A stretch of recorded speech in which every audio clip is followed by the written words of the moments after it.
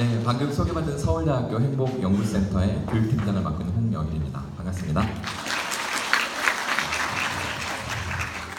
저도 조금 일찍 도착해서 앞에 그 우경동 과장님의 발표를 들었는데요.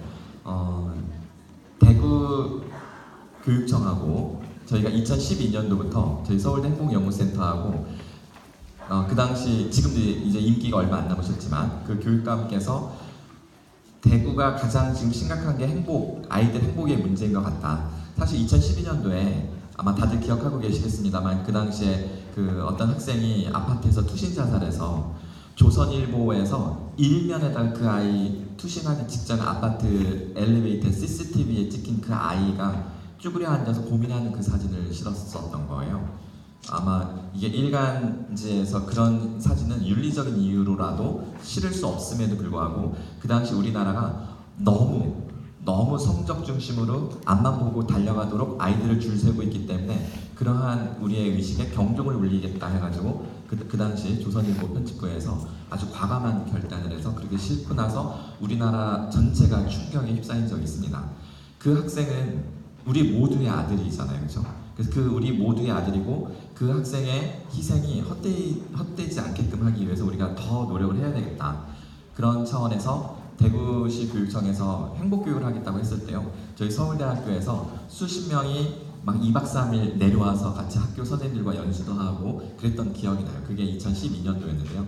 그렇게 해서 조금씩 노력을 하시다가 이제 자체적으로 행복 교과서도 만드시고 또 행복 수업도 하시는데 가장 그 중에서 저희가 놀라운 우리도 생각하지 못한 대구광역시 교육청만의 시도가 뭐였냐면 학교 평가를 실시하지 않는 것. 그랬더니 선생님들도 조금 더 숨통이 트이고 다른 시도교육청 학교 평가 때문에 매년 그 보고서 채우느라고 실수를 줄이기 위해서 완전히 매뉴얼 속에서 숨통이 확 죄어오는 속에서 선생님들이 계시거든요. 조금씩 개선되고 있는 모습을 볼 수가 있는데 물론 여전히 힘든 걸로 알고 있어요. 여전히 힘드실 겁니다. 이 쉬울 수가 없는데요. 그럼에도 불구하고 여러 가지 지표가 아까 이제 발표하신 것처럼 여러 가지 지표가 많이 개선되고 있는 것은 그야말로 독보적입니다. 네, 아까 말씀하시는데 그 싱가포르에서 그 비교 교육학회에 가서 발표를 하셨다고 하더라고요. 대구 행복교육 사례를. 일단 다른 나라에서 엄청나게 놀라워하면서 이 긍정적인 지표들에 대해서 어떻게 그런 데이터를 끄집어낼 수 있느냐, 학교 교육에서 그게 가능한 거냐, 이제 이런 반응들을 보였다고 합니다. 되게 고무적인 내용이었다는 생각이 들어요. 그럼에도 불구하고 우리는 조금 더 근원적이고 더 본질적인 문제를 우리 어머님들하고 아버님들은 계시군요. 네, 같이 고민해보도록 하겠습니다. 일단 이거 한번 영상 짧게 볼까요? 이거 뭐야? 택배. 어? 택배.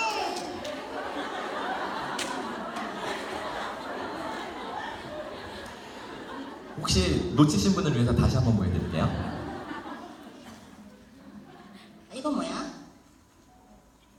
택배. 어? 택배. 어? 택배. 자, 엄마는 상자라는 말을 할 때까지 다그치고 있지만 이 아이는 택배라고 계속 고집을 피웁니다. 네. 우리가 교육의 본질이 무엇인가를 고민하게끔 만들어주는 영상이죠. 해석은 각자의 몫이라고 보겠고요. 저희 집 첫째, 둘째, 셋째 아이 몇 년 전에 어렸을 때 찍은 사진이에요. 큰딸, 그 다음에 이제 아들. 우리 셋째 아이는 그 유전 질환을 가지고 태어나서 좀 고생을 되게 많이 했어요. 다운 증후군인데 태어나자마자 그 경기를 알아가지고 거의 1년 동안 항경련제 복용하면서 완전 사람을 이렇게 무기력하게 만드는, 그래서 이제 병원 생활도 되게 많이 했었는데 지금은 이제 회복이 돼서 정상적으로 이제 움직일 수 있고요. 아직은 5살인데 잘 못 걷고 아직은 아빠라는 말 말고는 다른 단어는 아직 말을 못해요. 그래서 이제 큰아이, 둘째 아이가 다른 집 아이들보다는 조금 더 어른스럽고 훨씬 더 좀 깨어있는, 그렇게 기대를 하죠. 우리 큰아이가 이제 초등학교 졸업하고 이번에 중학교 올라간 지 3달 이제 되어가고 있고요. 딸은 아빠를 닮는다 하잖아요. 그렇죠? 지금 이제 얼굴 나오는 사진을 절대 못 찍게 합니다. 이제 사춘기가 되니까요. 이제 둘째가 셋째 놀아주는 모습이에요. 귀엽죠? 이거 이제 막내가 피아노 건반 위에서 막 이렇게 놀다가 어느새 잠든 모습을 찍었습니다. 지금 보시면 사진이 괜찮지 않아요? 이거는 제가 셀카를 찍은 건데요. 이렇게 타이머 작동해서 얼른 뛰어가가지고 포즈 잡아서 찍은 겁니다. 왜 사진이 괜찮냐면 제가 전공이 원래 교육공학, 교수법, 학습법, 그다음 매체 활용 전문가였었어요. 그래서 이 사진 찍는 요령을 제가 잘 알고 따로 이런 강의도 하는데요. 여기 보시면 딱 하나만 알려드릴게요. 3등분선만 지키면 무조건 사진이 잘 나옵니다. 우리 막내 사진인데 가로 3등분, 세로 3등분. 그래서 이 3등분선에다가 이게 뭐죠? 지평선을 맞추거나 인물을 가운데 놓으면 안 됩니다. 왼쪽 3등분선 혹은 오른쪽 3분의 1선에 맞추는 거예요. 아시겠죠? 그리고 또 하나는 3등분선도 중요하지만 이 교차점이 중요합니다. 이 3등분선이 만나는 이 교차점. 여기 지금 왼쪽 위에 우리 둘째 아이 얼굴 해맑은 미소가 얼굴이 그 교차점이 있고요. 그 다음에 오른쪽 아래 교차점에는 우리 딸 아이의 치마 끝자락이 있어서 우리의 시선이 그쪽으로 가게 돼 있어요. 그래서 이 사진 속 분위기를 고스란히 이제 전달해주는 역할을 합니다. 스마트폰에 이 격자를 보이게 하는 기능이 다 있어요. 혹은 나중에 찍은 다음에 이거 잘라내기 할 때도 그 격자가 보입니다. 그게 그냥 있는 게 아닌 거죠. 이거 참고해서 찍으시면 좋아요. 그래서 어느 날 저는 이제 이게 머릿속에 완전 3등분선이 그려져 있어요. 그 사진을 찍을 때 어느 날 아침에 제가 연구실로 출근하려고 하는데 우리 아이들이 비 오는 날 우산 쓰고 그것도 빨간색 파란색. 그래서 제가 야 잠깐만 서 있어 하고서 제가 윈도우를 쫙 이렇게 3등분선쯤 되는 곳에 맞춰놓고 그러니까 이제 애들은 속으로 막 짜증이 나겠죠. 아니나 다를까 찰칵 찍으니까 아들은 얼른 돌아서고 그래도 우리 딸은 끝까지 남아서 인사를 하는 모습이에요. 아빠가 딸바보일 수밖에 없는 이유죠. 자, 요즘 부모들의 흔한 고민. 지금 갖고 계신 자료실에 제가 89쪽부터 쭉 그 원고를 실어놓긴 했는데요. 나중에 집에 가서 읽어보시면 좋게끔 제가 이렇게 읽기 좋은 자료로 만들었고요. 오늘은 그냥 이 시간 길지 않은 시간이니까 그냥 저하고 같이 눈을 마주치면서 들으시면 될 것 같아요. 이겁니다. 집에서는 전혀 몰랐는데 어느 날 우리 딸아이가 학교에서 자기조절학습 능력검사지를 받아왔어요. 이거 보름 전 사건입니다. 중학교에 입학하고 불과 2달밖에 안 됐는데 무기력 점수가 100명 중 2등. 전국의 중학교 1학년 아이들을 무기력 순서대로 줄을 세웠을 때 맨 앞에서 두 번째 서는 아이가 우리 딸이라는 점수를 가져온 거죠. 자신감은 뒤에서 1등. 그러니까 꼴찌예요. 정말 깨는 아이거든요. 철봉에 매달리면 거꾸로 매달리고 막 돌과 돌 사이를 뛰어다니고 2년 터울 밑에 남동생을 발로 차고 뭐 주먹으로 때리고 이런 아이예요. 그냥 무기력이라는 거하고 전혀 어울리지 않는 아이인데 그런 거죠.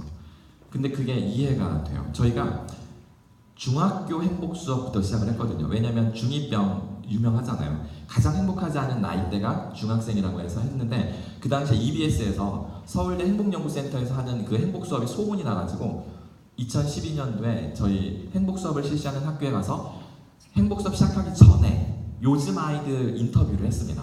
그 인터뷰 한번 잠깐 볼게요. 제작진은 본격적인 수업에 앞서 아이들의 이야기를 좀 더 들어봤습니다.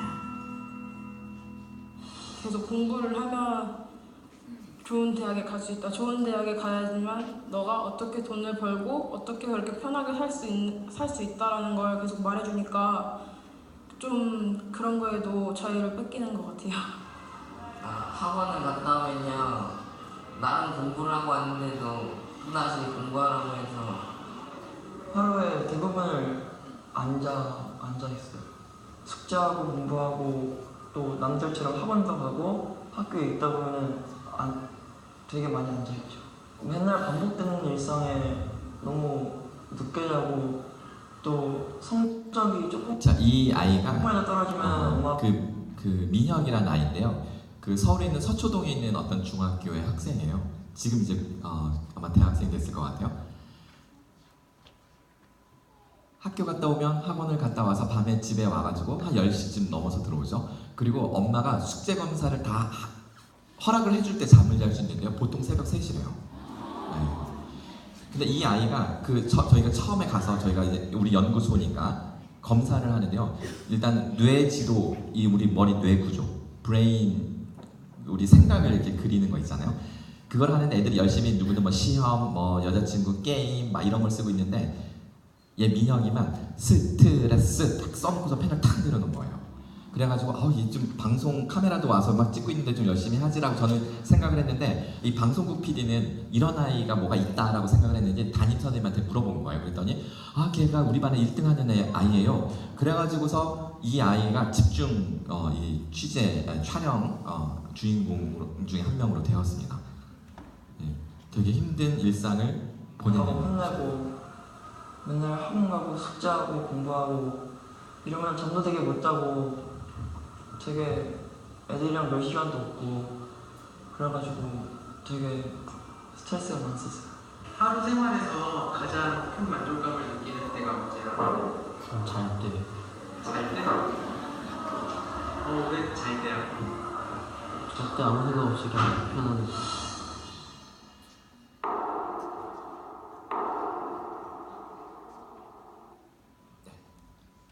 그래서 저희가 행복교육을 이제 시작을 하게 됐고요. 이걸 만들 때는 우리 아이들과는 되게 먼 이야기일 거라고 생각을 했습니다. 왜냐하면 우리 부모가 잘하니까. 근데 학교에만 가면 우리의 영향권을 벗어났을 때 똑같이 된다라는 것을 알게 된 거죠. 사피엔스라는 책의 저자, 그리고 요번에 작년에 호모데우스라는 또 신간이 나와서 정말 제가 우리 부모님들께 강추하는 책인데요. 미래 시대를 기가 막히게 전망을 합니다.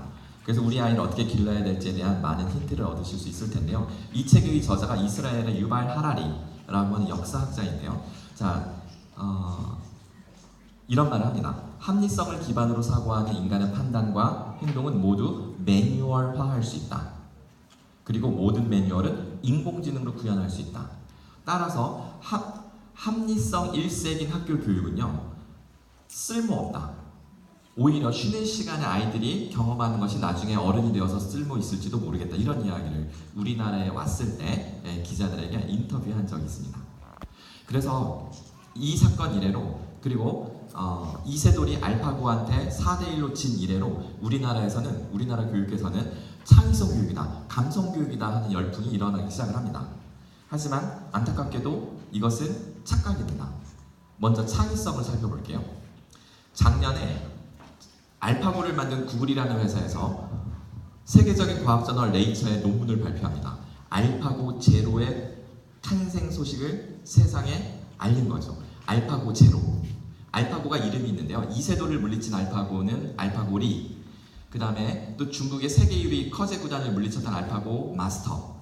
그런데 그런 알파고들은 인간에게 배운 알파고예요. 그러니까 인간이 바둑을 둔 데이터들이 전 세계에 있는데 그걸 구글에서 다 검색을 해가지고 알파고에게 이 데이터를 입력을 합니다. 이 빅데이터가 들어가면 모든 패턴, 이길 수 있는 모든 패턴을 가지고서 인간하고 게임을 하니까 인간이 이겨낼 재간이 없었던 거죠.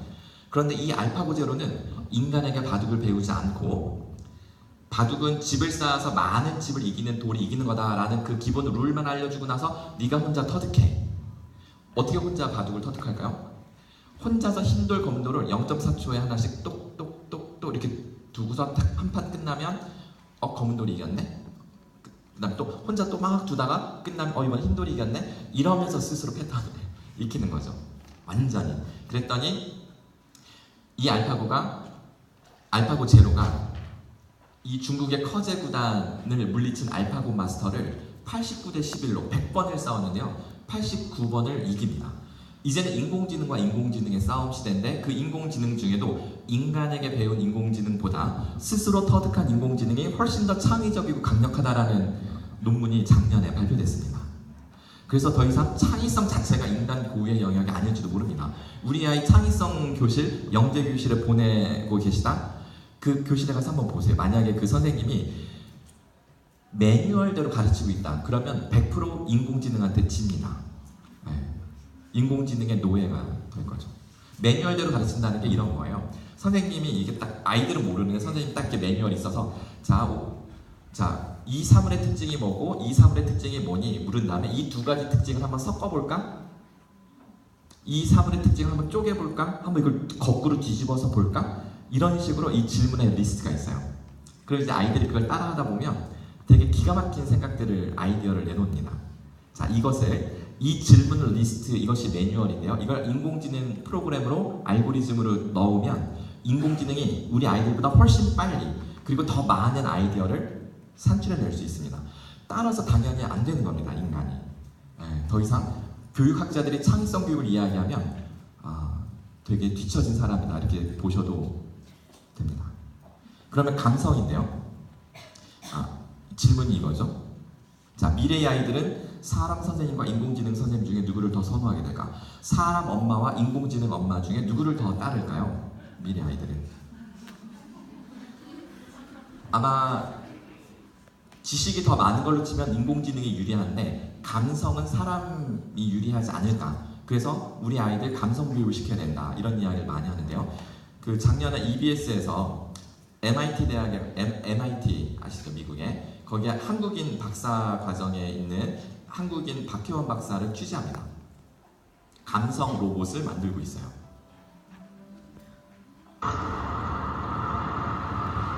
융합과 연결로 새로운 가치를 만들어내는 4차 산업혁명의 시대에 혁신의 근간이 되는 창의력이 더욱 중요하다. MIT 미디어 랩은 정보기술 융합 연구에 있어 상상력의 천국이라 불리는 창의 인재들의 보고다.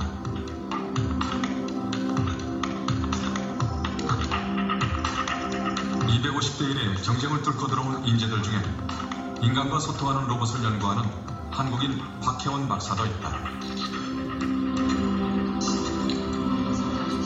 그녀는 학생들의 다양한 아이디어와 선택을 더 중요하게 여기는 풍토에서 자신의 창의성을 발휘하고 있다. My name is Vega. I help engage children by using Android device to process my movements, perception, and thinking. 로봇은 사람의 표정을 데이터로 인식해 감정을 읽는다.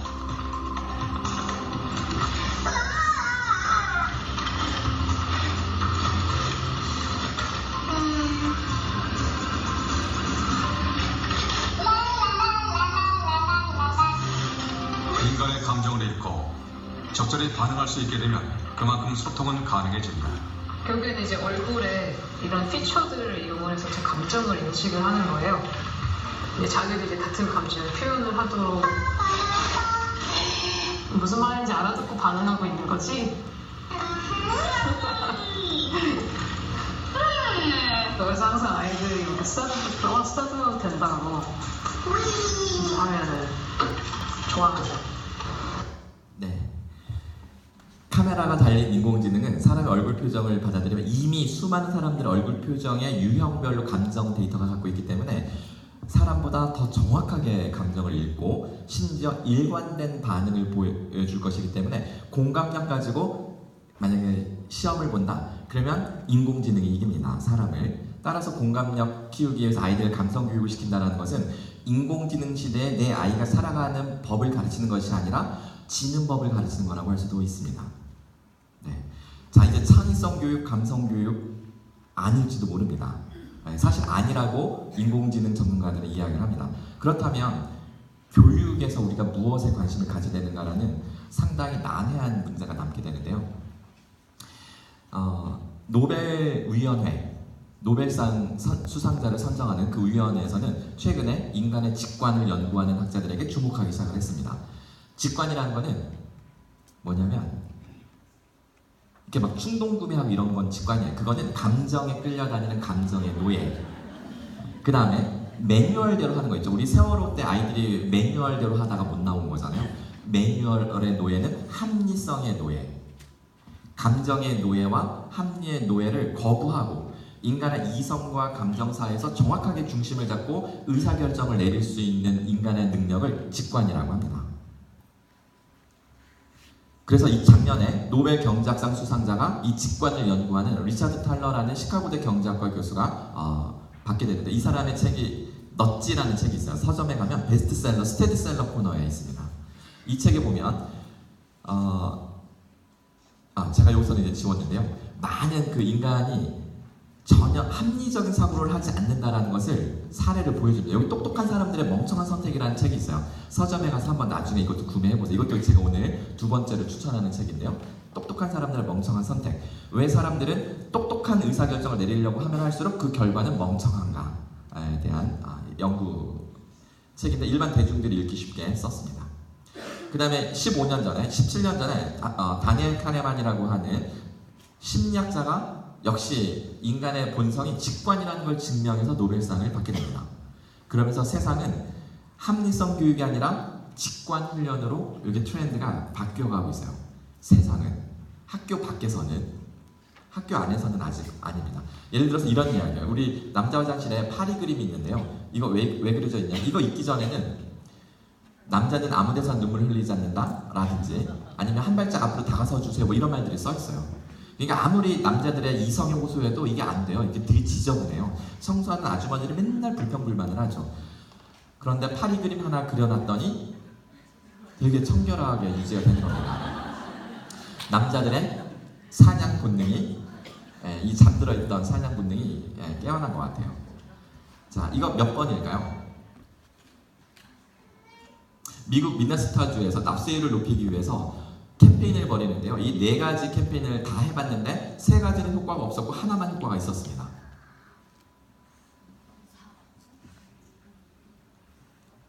지금 4번이라고 하신 분 있는데 한번 손 들어볼게요. 4번. 좋습니다. 거꾸로 가볼까요? 3번, 2번, 1번. 지금 1번, 2번, 3번이 조금씩 있고 대부분 4번이라고 하셨네요. 제가 제주도에 어떤 남자고등학교 250명 체육관에서 250명을 앉혀놓고 강의를 한 적이 있어요. 이 직관을 이야기하니까 아이들이, 남자애들인데 그것도 팔팔 넘치는, 그 혈기 넘치는 남자 고등학교 2학년생들이 그것도 체육관에서 접이식 의자에 앉아가지고 막 몸이 간지러워서 꼼짝달싹 못할 아이들이 이 이야기에 집중을 하더라고요. 제가 이 문제를 내니까 제가 문제를 다 읽기도 전에 4번요, 4번요, 4번요라고 막 이구동성으로 말을 해요. 저는 되게 당황했습니다. 왜냐면 답이 4번이 맞거든요. 그러니까 제가 뭔가 그게 아니다 이렇게 말을 해야 되는데 다 맞춰버리니까 이제 당황했죠. 근데 이제 그 옆에 있던 선생님들한테 물어봤어요. 선생님들은 혹시 몇 번이라고 생각하세요? 그랬더니 선생님들은 2번요? 아니야 3번 같습니다. 막 이런 식으로. 그래서 다 틀렸어요. 선생님들은. 애들은 그냥 알고 있고 선생님들은 합리적인 방식이 무엇인가를 고민하면서 인간의 본성으로부터 점점 멀어지는 의사결정을 내린다는 거죠. 우리 공무원들도 마찬가지입니다. 자, 인간의 본성을 이렇게 왜곡해온 주범은 교육의 합리성입니다. 자, 우리가 산업혁명 시대를 거쳐왔는데요. 가령 산업혁명 시대 가장 큰 특징은 대량 생산입니다. 대량 생산이 뭔지 아시죠? 공장에서 제품을 찍어내는 겁니다. 한번 영상으로 볼까요?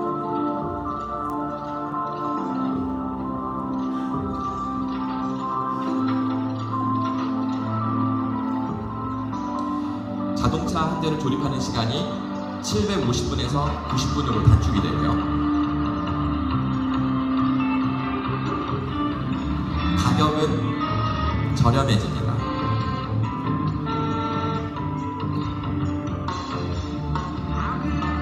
그리고 매년 생산할 수 있는 그 생산량이 8,500대였는데 미국 전체에서 1년에 8,500대. 하지만 공장에서 이것을 기계적으로 찍어내니까 1,200만 대를 생산할 수 있는 능력을 가지게 됩니다. 이게 대량 생산 시대죠. 이 시스템을 최초로 만든 게 미국의 포드 자동차여서 그래서 포드 자동차 이 브랜드 이미지가 아주 강력한 겁니다. 그런데 이 대량 생산을 위해서는 반드시 규격화해야 됩니다. 표준화를 해야 됩니다.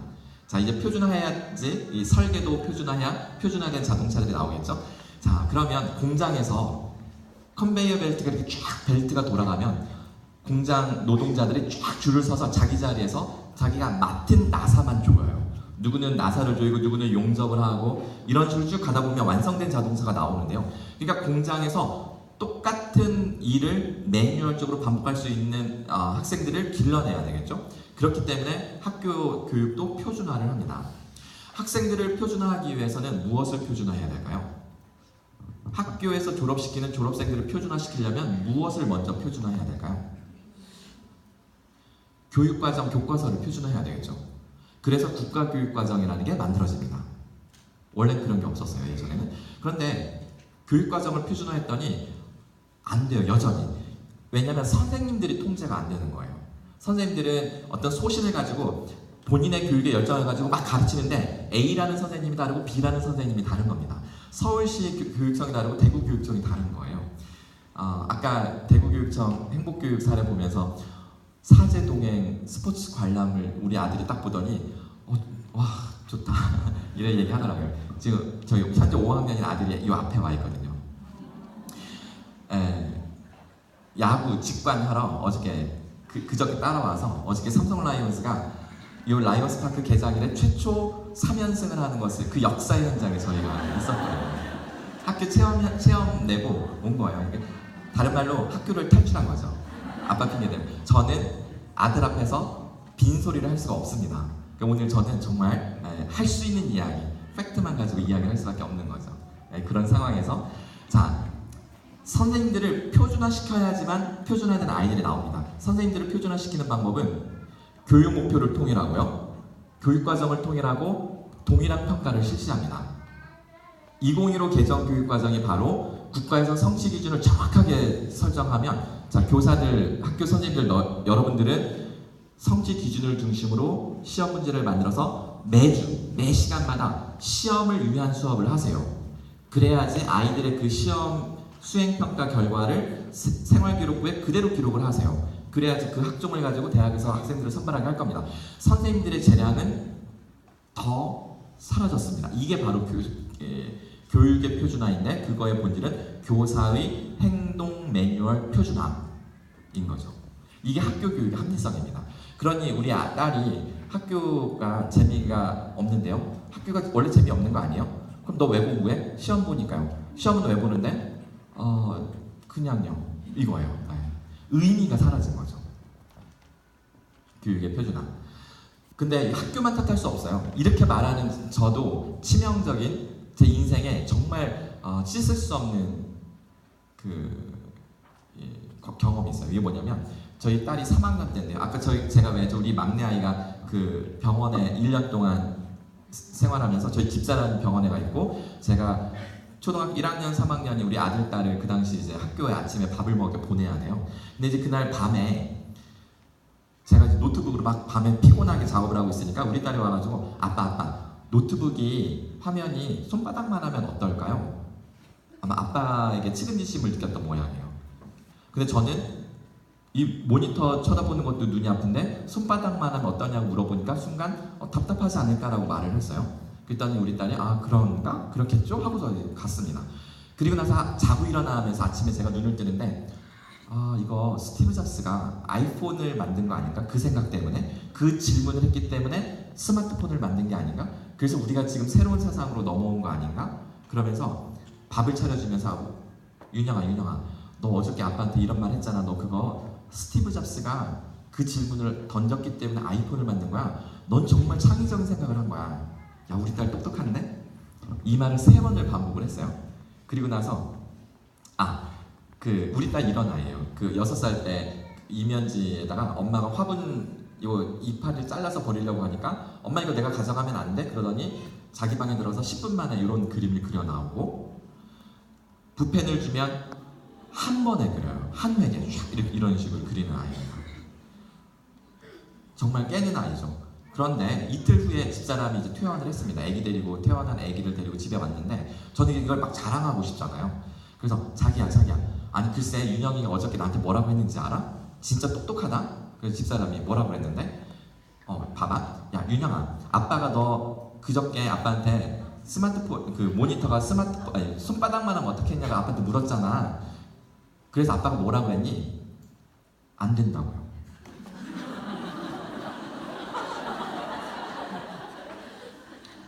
제가 아침에 3번을 반복하면서 만회하려고 했지만 우리 딸은 이 감각이 뻗치는 대로 생각이 가는 아이고 창의적인 아이니까 저랑 대화하다가 한번 이거 아닌가 보네 하면 이미 관심사는 다른 데로 가버린 거죠.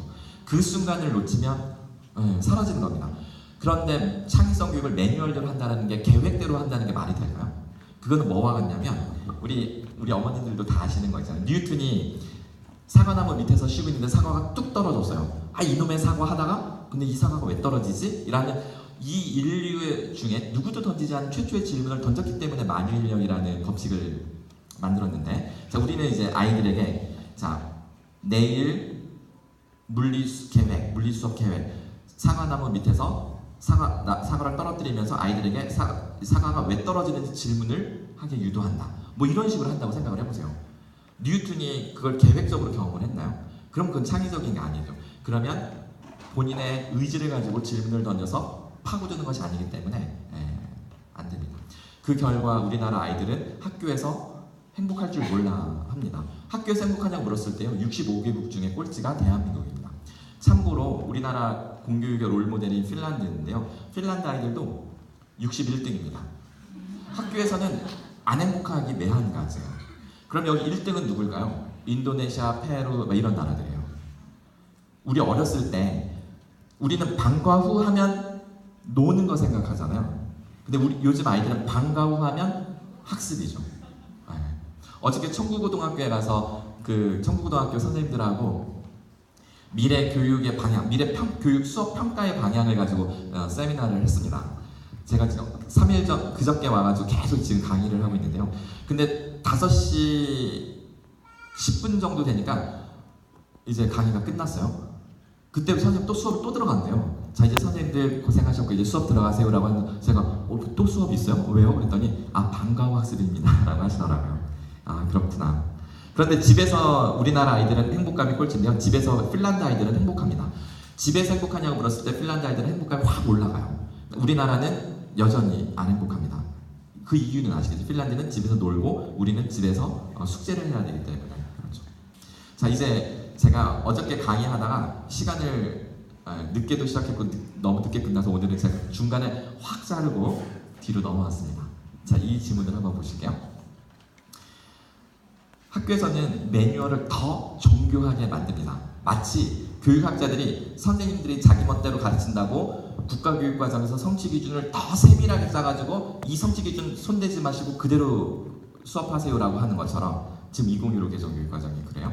과정중심 평가가 평가를 수업 과정마다 수업 평가를 하세요. 수업 평가가 곧 수업입니다. 그래야 그 생기부에 기록할 수 있는 뭐 이런 거예요. 그래서 역시 교육학자들은 안전 매뉴얼을 더 세게 만듭니다. 하지만 많은 교사들이 도움이 안 된다라고 말을 하죠. 해양 사고는 더 급증했습니다. 세월호 이후에. 그리고 지난 그 민방위 훈련 때는요, 지진 발생을 대비해서 사이렌을 울리면 학생들이 책상 속으로 2분 동안 대피했다가 운동장으로 얼른 움직이는 훈련을 했습니다. 진짜로 지진이 나면 이렇게 해야 될까요? 아니죠, 그렇죠? 지금 다들 고개를 이렇게 하시는데 정말 우리는 그 순간에 맞는 행동을 해야 됩니다. 그러려면 직관이 깨어있는 사람만 움직입니다. 해경이 매뉴얼 훈련을 했습니다. 3일 동안 물에 빠진 사람들을 이게 건져내는 훈련도 했습니다. 여기 보세요. 훈련 셋째 날에는 가상사고 지점에 고속정이 달려와서 물에 빠진 사람을 건져내는 훈련을 했다. 그리고 며칠 후 침몰하고 있는 세월호에 신속히 달려와서 물에 빠진 사람을 한 명도 빠짐없이 건져냈다. 훈련했던 그 시스템대로 임무를 완수하였다. 이 훈련은 2014년 4월 1일부터 3일까지 했던 거고요. 보름 후에 4월 16일날 세월호 사고가 발생했습니다. 해경은 본인들이 훈련한 대로 물에 빠진 사람들은 모두 건져냈습니다. 그런데 못한 것은 거대한 배가 침몰하고 있었고 그것은 본 적도 없고 예상한 적도 없고 매뉴얼에도 없고 훈련한 적도 없고 그런 일이 있을지도 몰라라는 말조차도 들어본 적이 없고 따라서 난생 처음 하는 이 상황에서 해경이 한 말은 저희는 능력이 없습니다. 방법을 모릅니다. 라고 한 거죠. 과연 그럴까요? 그럼 이거는 뭘까요?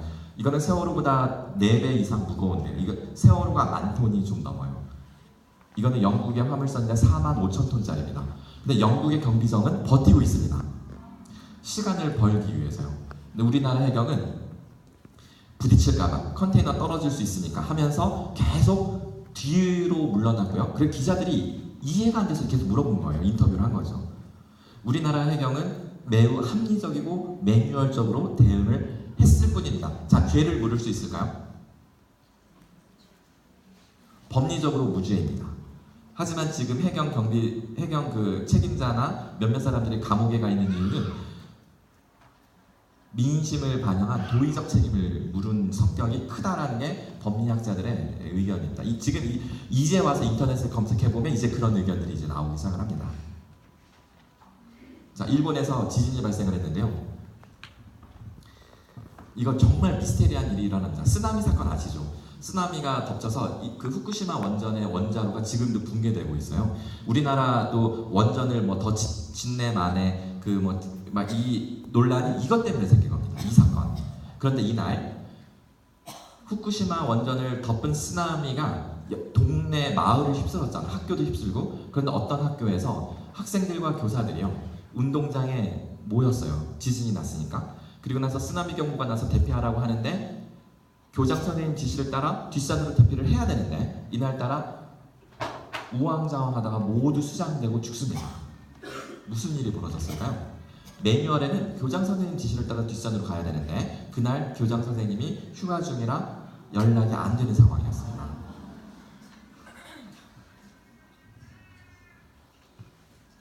(2011년) 일본 동부를 강타한 대지진으로 피해 여파가 이만저만이 아니었죠. 그때 한 초등학교에서 학생과 교사 84명이 목숨을 잃는 대참사가 발생했는데 알고 보니까 그 원인이 일본의 뿌리 깊은 상명하복 문화 때문이었다고 합니다. 최승규 기자입니다. 2011년 3월 11일 오후 2시 46분 일본 미야기현 오카와 초등학교가 무너질 듯 뒤흔들렸습니다. 교사들은 지진 매뉴얼에 따라 어린이들을 운동장으로 대피시켰습니다. 그러나 지진 발생 14분 뒤 쓰나미 경보가 발령되자 해안에서 불과 4km 떨어진 오카와 초등학교는 급박한 상황에 빠졌습니다. 하지만 운동장에 모인 교사와 학생들은 어디로 대피할지 결정을 못하고 시간을 계속 허비했습니다. 이유는 딱 한 가지. 교장이 휴가로 자리에 없어서 누가 최종 결정을 내릴지 애매모호했기 때문입니다. 교사가 11명이나 있었지만 소용없었습니다. 재난경보 차량이 달려와 대피하라고 외쳐댔지만 최종 결정자가 없다는 이유로 마냥 우왕좌왕할 뿐이었습니다. 그러다가 지진 발생 40분이 지나서야 교사들은 아이들을 200m 떨어진 제 방으로 행진하도록 했습니다. 그 순간 거대한 쓰나미가 이들을 덮쳤습니다. 교장 선생님이 안 계시자 매뉴얼이 붕괴된 상태죠. 따라서 그 교사들은 어떻게 해야 될지를 몰라서 평소 교사 행동 매뉴얼을 표준화했다고 말씀드렸잖아요. 이런 상황에서 매뉴얼은 토론입니다. 10명의 교사들이 토론을 시작한 거죠. 누가 결정을 내려야 되는지 등등등. 근데 이제 몇몇 아이들이 부모들이 와서 차를 가지고 와서 몇몇 아이들을 데려갔습니다. 그 아이들이 생존자인데요. 그 아이들이 끝까지 목격한 걸 가지고 이 이야기를 재구성해 보니까 선생님들은 그러니까 아이들은 무서워서 빨리 선생님 뒷산으로 대피해요. 누구도 막 울고불고 난리가 났는데요. 70여 명의 학생들이. 근데 선생님들은 얘들아 선생님들이 토론하고 있지 않니? 조금만 기다려.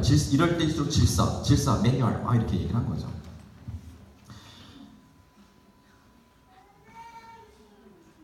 우리가 세월호를 슬퍼할 수만 없는 이유 중에 하나입니다. 슬퍼해서 우리가 그 억울함으로부터 해방돼야 되는 것도 우리가 중요한 과제고요. 네, 그거 지금 우리가 계속 하고 있죠. 근데 우리가 놓치고 있는 게 뭘까요?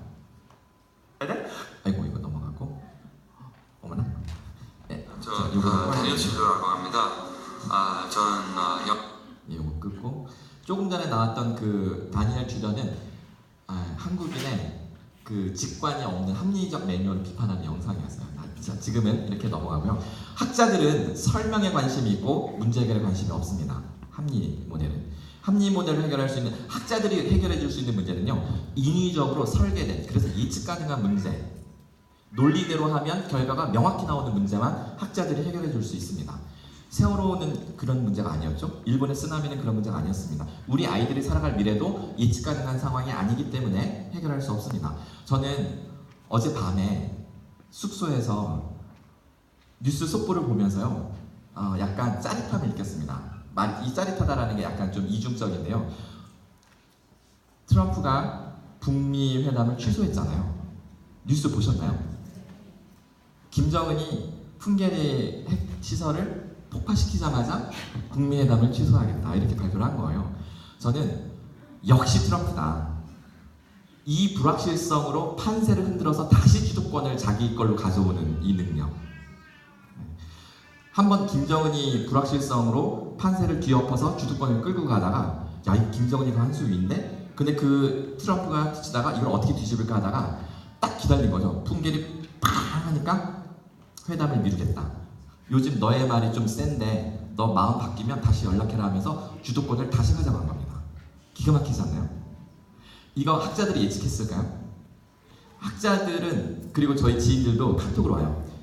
트럼프 너무한 거 아니야? 이거 뭐야? 뭐 하자는 거야? 막 이렇게 옵니다. 네네 질문하세요.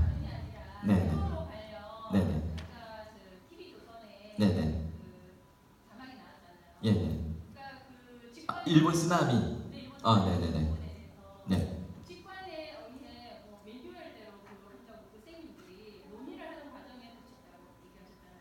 직관이 아니라 그냥 평소 훈련된 매뉴얼대로. 네네.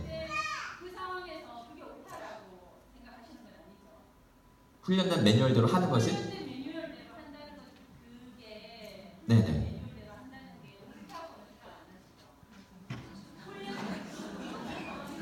네네. 혹시 어머님은 어떤 생각을 갖고 계세요? 예. 예, 네네.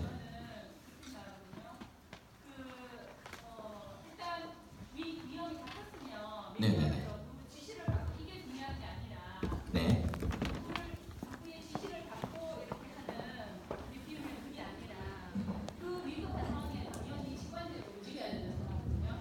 근데 제가 강사님 말씀하신 거 들어보니까 조금 아니다는 생각이 들어가지고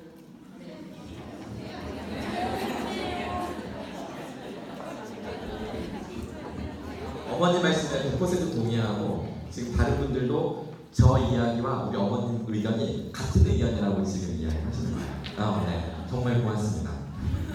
당연히요. 직관대로 해야죠.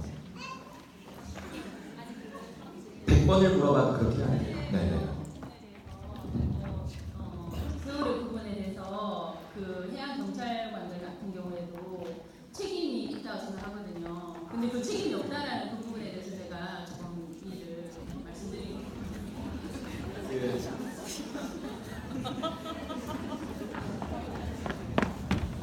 제가 이 강연을 하면서 가장 오늘 계속 어제부터 소름 끼치네요. 어제 트럼프가 놀라게 하더니 지금 어머님이 저를 놀라게 하셨습니다. 해경이 매뉴얼대로 해서 그 매뉴얼대로 행동했을 때 그 끝을 보여주었다라는 말씀을 드린 거고요. 그것을 통해서 어이없음을 우리가 같이 경험을 해본 겁니다. 어머님이 그 느끼시는 바로 그 느낌을 더 세게 느끼시라고 제가 반어법을 쓴 거예요. 그러니까 지금 그 질문은 제가 원하는 질문을 제대로 해주신 거죠. 그래서 제가 영국의 사례를 보여드린 겁니다. 영국처럼 했어야지. 아니, 그것도 답이 아니에요. 그거는 그 순간 그 경비정의 판단이었던 거죠. 영국 사례랑 똑같은 일이 벌어질까요? 세월호 같은 일이 똑같은 일이 한 번 또 벌어질까요? 영원히 우리는 두 번 동일한 사건을 경험할 수 없습니다. 결국 우리는 항상 매번 새로운 상황의 재난에 처하게 될 거고요. 그때마다 우리에게 요구되는 것은 그 순간의 판단이 필요한 거죠. 어머님 말씀을 저는 100% 지지합니다. 저도 같은 의견이에요. 자, 그럼 볼까요? 그래서 아마 이렇게 질문을 해보는 거죠. 세월호에서 희생자가 304명입니다. 우리는 이것을 왜 못 구했는가? 이 304명을 잃어버릴 수밖에 없었음에 대한 엄청나게 우리가 교육학자들은 혹은 교사들은 자괴감에 빠지고요. 우리 부모님들 너무 내 아이 같고 내 자식 같고 너무 가슴이 아픕니다. 그 속에 애기도 있었고요. 그런데 이 질문은 세월호 우리가 4주기를 넘기면서 끊임없이 질문을 계속 던지고 있고 끊임없이 답을 찾고 있습니다. 물론 계속 해야 됩니다. 그래야 억울함이 해소되고 우리는 진정한 해방이 되겠죠. 그래야 저승에서 제대로 우리가 이 구천을 헤매지 않고 갈 수가 있을 겁니다. 억울함은 이렇게 해소돼야 되는 것이 맞습니다. 그런데 우리가 놓치고 있었던 게 하나 있는 것 같아요. 뭐냐면 생존자가 몇 명인지 아세요? 지금 제가 화면에 숫자를 써놨습니다만 대부분 사람들이 생존자가 몇 명이냐 물어보면 몰라? 한 30명? 한 40명? 172명입니다. 이 배에는 476명이 타고 있었고요. 희생자 304명을 빼면 172명이 생존자입니다. 어때요? 적은 수인가요? 많은 수인가요? 적어도 적은 수라고 말하기는 얘는 큰 수죠. 적지 않은 수입니다. 자, 그런데 생존자가 172명이었다는 걸 아셨던 분? 네, 없으시나요? 어저께 여기 계시네요. 네, 몇 분 계세요. 몇 분 계십니다. 자, 두 번째, 172명이 어떻게 생존했는지에 대한 이야기들을 그 질문을 누군가가 던지는 것을 들어본 적이 있다. 아니면 내가 자문해 본 적이 있다. 한 분, 두 분, 세 분, 지금 이렇게 계시네요. 학교에서 학생들한테 물어보면 어떨까요? 저희 집 아들에게 물었습니다. 우리 윤찬이에게. 윤찬아, 너 세월호에서 생존자가 몇 명인지 아니? 몰라요? 476명이 타고 있어서 그럼 몇 명이게? 172명이 살았잖아. 답답하니까 제가 막 물어봐요. 그러다가 너 생존자가 어떻게 살았는지 너 누가 가르쳐주대? 그랬더니 네. 누가? 학교에서요. 뭐라고? 말 안 듣는 애들이 살았대요. 그래서 말 안 들어야 된다고 하시지? 일단 아니요, 말 들으래요. 그 얘기는 제2의 세월호가 나면 똑같이 너희들 죽으면 선생님이 또 사회에다가 데모해서 또 시스템을 바꿔주게, 죽은 다음에. 이게 말이 되나요? 이 두 번째 질문이 왜 중요하냐면 언젠가 우리는 반드시 거의 필연적으로 우리는 재난 상황에 직면하게 될 것인데 그때 나를 살려주는 것은 매뉴얼이 아니라 나 자신이다, 직관이다 라는 이야기죠. 그럼 직관적으로 행동한 것이 맞는지는 이 사람들을 보면 돼, 172명을. 그래서 저는 그 당시에 교육자로서 너무나 힘들어서 많은 사람들은 뉴스를 안 봤지만 저는 모든 뉴스에 스크랩을 했습니다. 생존자 이야기, 희생자 이야기, 그래서 172명에 대한 이야기를 다 모아보니까요. 죽었다 깨어났다 결론은 직관입니다. 세월호에는 화물 트럭 운전기사가 15명이 타고 있었습니다. 이들은 전원 생존했습니다. 그리고 이 중에 몇몇 트럭 운전기사는 세월호 학생을 거의 70명 가까이 살렸습니다. 어떤 기사는 소방호수를 이렇게 내려서 이렇게 끌어올리는 사람이 있었고요. 어떤 사람은 배가 거의 침몰하는 상황에서 탈출하자고 막 소리 질러서 학생들을 불러다가 이미 출입구가 물이 차들어와요. 이미 막혀서 이 배가 이렇게 기울었으니까 거기다 학생들을 물속으로 다 밀어 넣은 거죠. 한 30-40명을. 물살을 타고 애들이 다 살았어요. 그 아이들이. 그게 마지막 생존자입니다. 근데 그렇게 한 사람이 어른 2명인데 그 중에 한 명이 화물트럭 운전기사죠. 깨어있는 사람은 목숨을 살릴 뿐만 아니라 행복한 사람들의 훨씬 더 직관적이고 창의적입니다. 대구 행복교육이 상당히 고무적인 이유는 여러 가지 학교 폭력이 줄거나 이런 지표가 개선되는 것도 있지만 미래에 한 10수년 후에 이 아이들의 미래가 아마 증명할 겁니다. 과연 이것이 옳았는지 제가 이 얘기는 건너뛰고 오늘 마무리하겠습니다. 미국 하버드 대학이 75년 동안 행복을 연구했고요. 서울대학교가 저희 연구소가 2010년도부터 최소 50년을 연구하겠다 그래서 저희가 서울대 학생 500명, 그러니까 일반 성인 남녀 500명을 뽑아서 매년 건강검진 해가면서 인터뷰하고 설문조사하면서 조사를 하고 있습니다. 그래서 이미 많은 연구가 된 것도 있고요.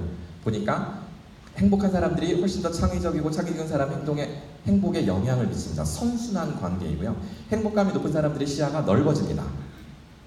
그러니까 창의적일 수밖에 없는 거죠. 참고로 여기서 말하는 창의성은 매뉴얼에 따르는 창의성이 아니라 그건 창의성이 아니에요.